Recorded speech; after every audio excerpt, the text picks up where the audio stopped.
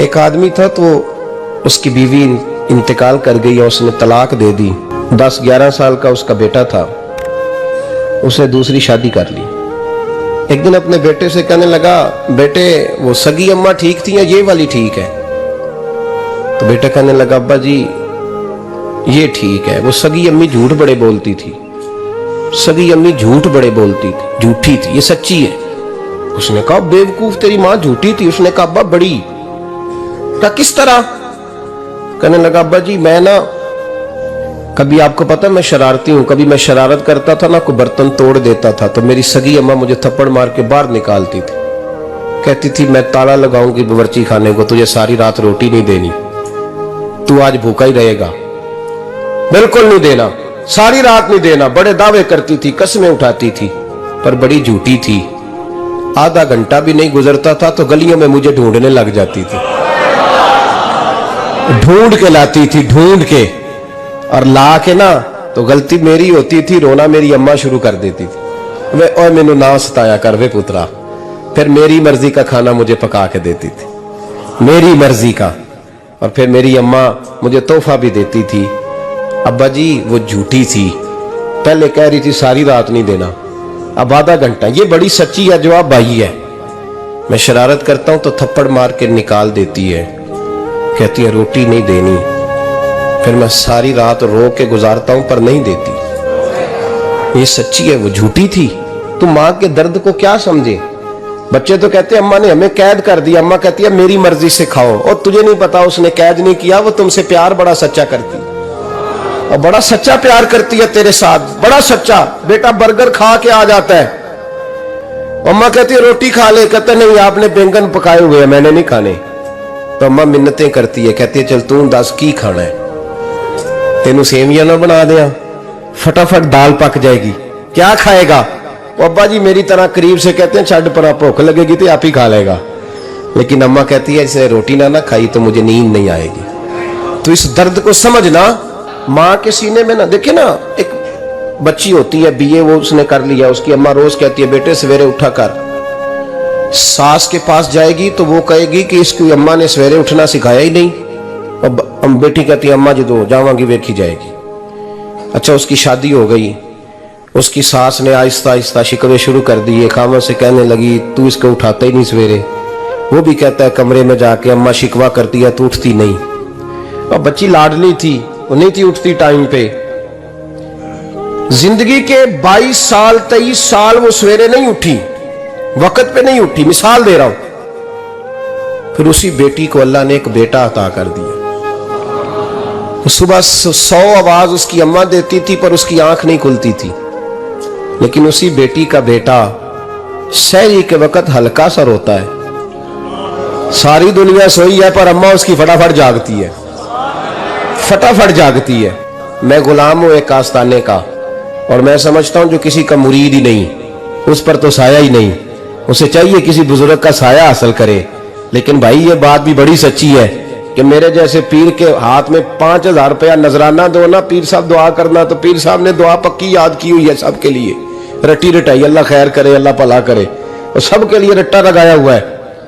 اور اماں کو بیٹا ویسے ہی کہہ جائے, ویسے ہی, اماں میں انٹرویو دینے جا رہا ہوں ذرا دعا کرنا, وہ بیبیاں منگا کے دعائے تنجینہ پڑھانا شروع کر دیتی ہے, اور ساری رات مصلے پہ بیٹھی. اس درد کو سمجھنا.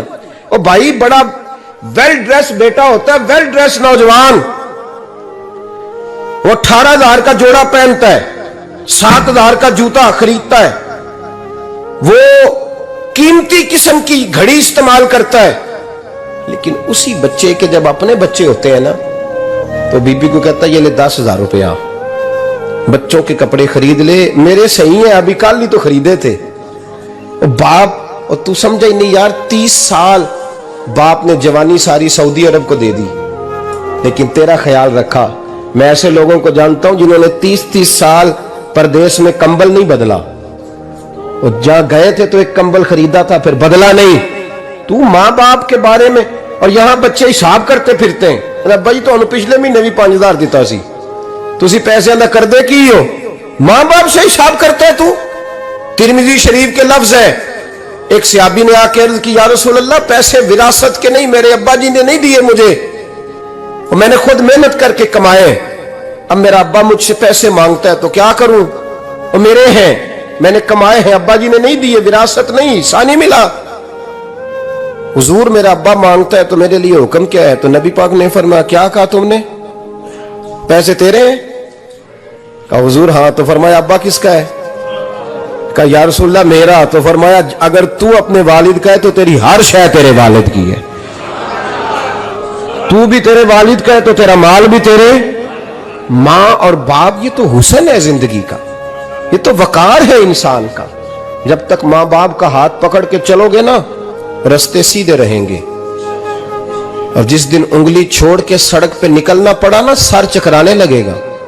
یاد رکھنا یہ بڑا مشکل کام ہوتا ہے، لوگوں کا تو رخ ہی اس دن واضح ہوتا ہے جس دن آدمی سائے سے محروم ہوتا ہے۔ اماں تو کمرے میں پڑی ہو نا، اورنگزیب عالمگیر کی ماں فوت ہو گئی، 350 کمرہ تھا محل کا، اور اماں 12 سال ٹانگوں سے معذور رہی اورنگزیب عالمگیر کی۔ اماں 12 سال کمرے سے نکل نہیں سکی، ساتھ ہی واش روم تھا یا جو بھی اس دور میں طریقہ تھا۔ اورنگزیب جب محل میں آتے تھے تو پھر بھی سیدھے اماں کے پاس جاتے تھے، اور جب واپس نکلتے تھے پھر بھی اماں کے ساتھ۔ اورنگزیب کی ماں کا جنازہ اٹھا تو اورنگزیب نے رونا شروع کیا، پھر سالوں بیت گئے پر اس کے آنسو خشک نہیں ہوتے تھے۔ ایک شخص نے کہا تیری کوئی انوکھی مر گئی ہے، ساری دنیا کی مرتی ہیں؟ اس نے کہا میں بادشاہ ہوں، 24 گھنٹے لوگوں کا آنا جانا ہے، بڑے دبدبے ہیں، بڑے ڈیرے داریاں ہیں، بڑی بھینسیں، بڑی گائیں، بڑے کھانے والے، بڑے لانگری۔ میری ماں بوڑھی تھی، ایک کونے میں پڑی رہتی تھی، پر جب سے وہ گئی ہے یہ مجھے محل نہیں لگتا، مجھے قبرستان لگتا ہے، مجھے لگتا ہے یہ قبرستان ہے۔ ماں اور باپ تو تیری نعمت ہے بھائی۔ ہم بچے، ہمارے آج کل کے بچوں نے ایک مسئلہ بڑا پکا یاد کر لیا، کہتے مولانا پیر صاحب پسند کی شادی کرنا جائز نہیں؟ میں کہتا ہوں صاحب اور بھی بڑی چیزیں جائز ہیں، صرف ایک ہی شے جائز رہ گئی ہے، رسول پاک صلی اللہ علیہ وسلم سوائے اللہ کے کسی کے پابند نہیں، کسی کے پابند نہیں۔ اور جناب سیدہ خدیجہ الکبریٰ رضی اللہ تعالیٰ عنہ نے پیغام نکاح دیا، یا رسول اللہ میں شادی کرنا چاہتی ہوں، حضور کسی کے پابند نہیں، پر میرے محبوب نے فرمایا میرا چچا میرے والد کی جگہ ہے، میں اپنے چاچا سے پوچھ کے تمہیں جواب دوں گا۔ یہ ہے پسند کی شادی جو میرے نبی نے بیان فرمائی ہے۔ تو سارا کچھ کراس کر کر کے گزر جاتا ہے، یہاں تو حال یہ ہے کہ پالنے والا کوئی اور سائے میں بیٹھنے والا۔ باغ تیرے دی کر کر راکھی میں ساری عمر گزاری، تو جدوں اے پھل پکن تے آیا تے لے گئے ہور بپاری۔ اور بیٹا گزرتا ہے اماں کے دروازے کے آگے سے، اماں کے دروازے کے آگے بیٹا امرود لے کے آیا ہے 6 کلو۔ توجہ ہے میری بات پر؟ ادھر دیکھیں جی، چھوڑیں تھوڑی دیر ہماری سنیں۔ وہ امرود لے کے آیا 5-6 کلو، تو اماں کے دروازے کے قریب سے گزر گیا رات کو، تو کمائی کھانے کا ٹائم آیا نا تو گزر گیا۔ تو وہ وزیر اعظم سے ڈرتا ہے نا، تو جا کے بی بی سے کہتا ہے بی بی کے حقوق دینا بھی رسول اللہ کی سنت ہے، لیکن یہ کیا بات ہوئی، تو نے بیوی اور ماں کا مقابلہ شروع کرا دیا ہے؟ سمجھ تو صحیح، یہ تیرے لیے کعبے کی جگہ ہے اور تو بیوی کے لیے کعبے کی جگہ ہے، اسے بھی سمجھنا چاہیے، غور کرنا چاہیے۔ 5 کلو امرود لے کے تو ماں کے کمرے کے قریب سے گزر گیا ہے، بی بی کو جا کے کہتا ہے چل آدھا کلو اماں کو بھی دے یا، اس کے کون سے دانت ہیں؟ تو پلیٹ میں ڈال کے وہ لائی ہے۔ تو سمجھا ہی نہیں، تو نے غور ہی نہیں کیا۔ بندہ تو وہ ٹھیک نہیں تھا، نپولین، پر کسی نے اس سے پوچھا تھا بتا زندگی میں پیسے لینے کا مزہ کب آیا؟ اس نے کہا کہ مجھے مزہ تب آتا تھا کہ میں اپنی ساری کمائی لا کے اپنی اماں کے ہاتھ پہ رکھتا تھا، اور پھر جب میں اپنی ماں سے تھوڑا تھوڑا خرچہ لیتا تھا نا، تھوڑا تھوڑا، توجہ ہے میری بات پہ؟ اماں جی 10 روپے دے آجے، کہ تو جب میں تھوڑا تھوڑا خرچہ لیتا تھا نا تو مجھے یوں لگتا تھا جیسے میں بادشاہ وقت کے سامنے کھڑا ہوں اور وہ خزانے کا منہ کھول کھول کے مجھے دیتا جا رہا ہے۔ تو اس ذائقے کو سمجھ تو صحیح بھائی، تو اس کو سمجھ تو صحیح بھائی۔ یاد رکھیں اور غور کریں، ماں اور باپ۔ اور پھر یہ بھی سن لیں، نبی پاک सल्लल्लाहु ताला अलैहि वालैहि वसल्लम ने माँ बाप के लिए फरमाया, हुमा जन्नतुका व नारुक, यही तेरी जन्नत है और यही तेरे लिए जहन्नम है। अगर ये राजी हो गए तो तेरे लिए जन्नत है, नाराज हो गए तो चाहे तू 100 पीर के मजार पे हाजिरी दे आ, लेकिन जब तक अब्बा राजी नहीं उतनी देर तक अल्लाह राजी। ये हदीस पाक है, हुजूर ने फरमाया जिसके वालिद राजी उसका अल्लाह राजी, और जिसका बाप नाराज उसका अल्लाह। हाँ बेशक, अब ये हदीस है ना, तो सारे वली एक तरफ बैठ जाएं, कहें या अल्लाह बख्श दे मुरीद को, लेकिन अगर अब्बा कहे या अल्लाह ना माफ करना, तो अल्लाह उन औलिया की नहीं मानता, वालिद की मानता है। इसलिए बुल्ले शाह आसमानी उड दिया पढ़ना है, जेड़ा घर बैठा उन्होंने पढ़िया ही नहीं। भाई याद रखो, माँ बाप से प्यार करो, इनकी खिदमत करो, उनके पास बैठा करो, और माँ बाप को टाइम दें, वक्त दें, चंद घड़ियां उनके पास बैठें। आप यकीन करें अब्बा जी से आप मशवरा कर ले, सिर्फ मशवरा, मर्जी बेशक अपनी करें, लेकिन उस मशवरे में आपको इतना साया मिलेगा कि जिंदगी में कभी नाकामी नहीं होगी। पर असी सज्जन दी मननी, अब्बे दी नहीं मननी। तो फट्टे पे जो नलायक हमारी तरह का बैठा है उससे मशवरा लेना है, वालिद से नहीं लेना। बाप के पास बैठे, उससे मशवरा लें। मेरे अब्बा जी किसान थे, मैंने अपनी जिंदगी में ढेरों चीजें अपने बाप से सीखी हैं, दर्जनों चीजें सीखी हैं। मेरे वालिद बड़े खुददार थे, मिजाज में अजीब सी खुददारी थी। कोई बंदा कभी हाल पूछ लेता था ना कि हालात किस तरह के हैं, तो फरमाते थे भाई अगर बताना हुआ तो अपने अल्लाह को बताऊंगा।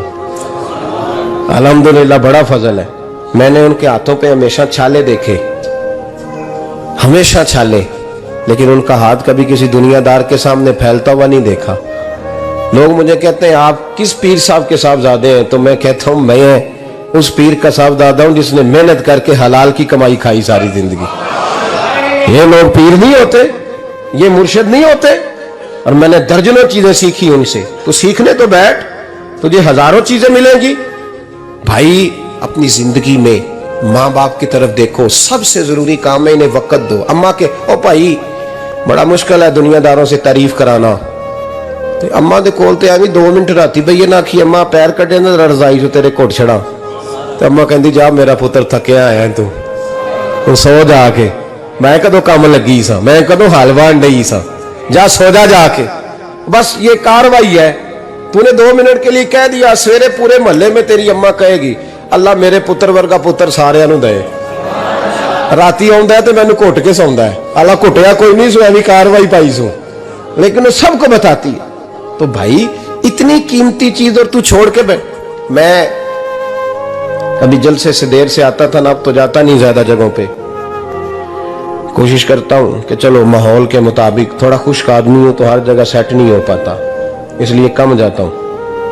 तो कभी रात को आते थे ना देर से, मेरी अम्मा जी शुगर की मरीज थी, तो मैं छोटे भाई को फोन करता था कि अम्मा जी सो गए, कहने सो गए। मैं कहता था कि तू ना इस तरह कर, नीचे आ जा, 2 बज गए, वो शुगर की मरीज है, आंख खोल जाना तो दोबारा लगती नहीं बुजुर्गों की, तो तू दरवाजा खोल दे, अंदर दस्तक दी तो दिक्कत होगी। तो मैं जूते उतार के अंदर दाखिल होता था, तो पहला कदम रखता था तो मेरी अम्मा बोल पड़ती थी पुत्र आ गए, आ गए। ओ भाई तू इस दर्द को समझना, कोई तुझे मिलेगा, कोई मिलेगा तुझे ऐसा। अब मैं दूर दराज भी चला जाता हूं, उनकी जिंदगी में नहीं जा पाया, मैं तुझे हमने नहीं जाना, घर में रहना है, इस कैफ को समझ ले, इस दौलत के करीब हो जा। हजरत अबू हुरैरा रदी अल्लाह ताला अन्हु फरमाते, मेरी अम्मा बूढ़ी थी, मैं उनकी खिदमत करता था। बाप की खिदमत और माँ की खिदमत सबके हिस्से में नहीं आती, ये रब जिसे महबूब रखता है उसे ये मौके अता करता है। खुश नसीब है जिसे बूढ़ा बाप मिले और वो नौकरी करे, खुश किस्मत है जिसको बीमार माँ मिले और वो नौकरी करे। हजरत अबू हुरैरा फरमाते, मेरी अम्मा बूढ़ी थी तो उनका मैदा कमजोर हो गया था, तो मैं उठा के पखाना पेशाब करता था तो कई दफा मेरे ऊपर कर देती थी। हजरत इब्न जौजी अलैहि रहमान ने इसको लिखा है, फरमाते मेरे दिल में ख्याल आता था कि मैं बड़ा खिदमत गुजार हूं अपनी माँ का। एक दिन मैं हजरत उमर के पास बैठा था उनके दौरे खिलाफत में, तो एक शख्स आ गया, उस शख्स ने आकर के कहा कि حضرت عمر سے حضور ایک مسئلہ پوچھنا ہے. فرمایا پوچھو. وہ کہنے لگا حضور میری اماں بوڑھی ہو گئی ہے, بیمار رہتی ہے, مریضہ ہے, مجھے آواز دیتی ہے بیٹے پیشاب آیا ہے, آواز دیتی ہے تو میں اماں کو اٹھاتا ہوں. ابھی میں بیت الخلاء تک واش روم تک جاتا نہیں کہ میری اماں میرے اوپر پیشاب کر دیتی. حضرت عمر سے کہنے لگا حضور بچپن میں اماں پہ پیشاب کرتا تھا, اب اماں میرے اوپر کر دیتی ہے تو حق ادا ہو گیا نا.